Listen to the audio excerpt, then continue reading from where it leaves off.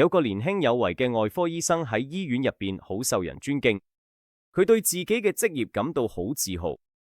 但係佢對醫院入邊嘅清潔工、護工嗰啲職位有感睇唔起，覺得佢哋冇工作佢哋所為。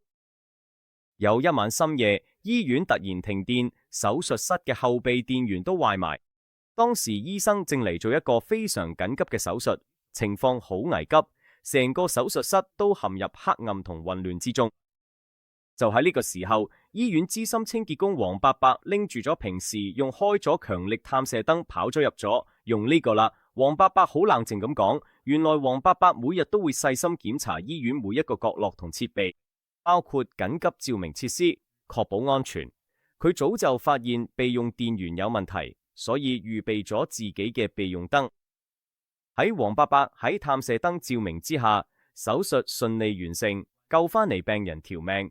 手術之後，年輕醫生滿心感激嘅向黃伯伯道謝。黃伯伯笑住話：醫生，你嘅手術刀同我今晚嘅探射燈一樣嘅重要。醫生頓悟到，職業嘅高低貴賤唔係喺社會地位或者收入，而係喺工作本身嘅價值同責任心。無論係拯救生命嘅外科醫生，定係確保環境安全嘅清潔工，每一個崗位都維繫住醫院成個系統嘅運作。佢學識佢要尊重每一份工作，